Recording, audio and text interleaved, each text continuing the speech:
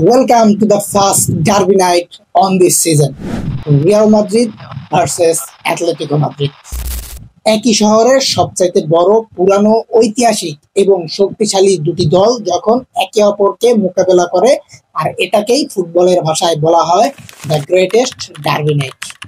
মূলত মাদ্রিদ এবং অ্যাটলেটিকো মাদ্রিদের মধ্যকার যে একটা উত্তেজনাপূর্ণ অ্যাটমসফিয়ার, এইটা শুরু হয়েছে ঠিক রিয়াল এবং অ্যাটলেটিকো মাদ্রিদের সূচনা লগ্ন থেকে। 1902 সালে রয়্যাল পরিবারের হাত ধরে সৃষ্টি হয় রিয়াল মাদ্রিদের। আর এর ঠিক এক বছর পরেই মাদ্রিদ শহরের সাধারণ যে জনগণ, তাদেরকে নিয়ে গঠিত হলো অ্যাটলেটিকো মাদ্রিদ। আর তাদের মধ্যকার যেই উত্তেজনাপূর্ণ অ্যাটমসফিয়ার দেখতে পাই, সেটার পেছনের মূল কারণ হচ্ছে সামাজিক অবস্থানের কারণে। তৎকালীন ইউরোপের রাজা ফ্রাঙ্কোর হাত ধরে রিয়াল মাদ্রিদ চলে যায় ইউরোপের অন্যতম শীর্ষস্থানে।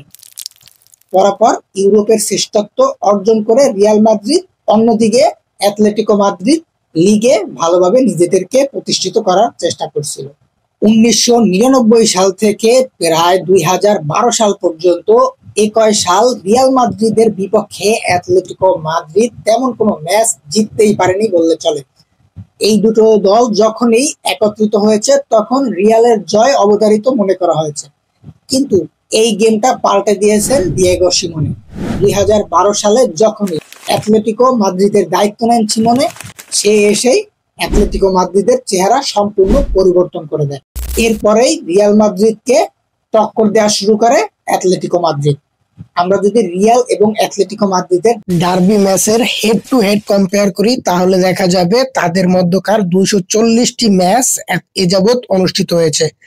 রিয়াল মাদ্রিদ 117টি এর মধ্যে উইন হয়েছে, অ্যাটলেটিকো মাদ্রিদ জিতেছে 60টি, আর বাকি 63টা ম্যাচ ড্র হয়েছে।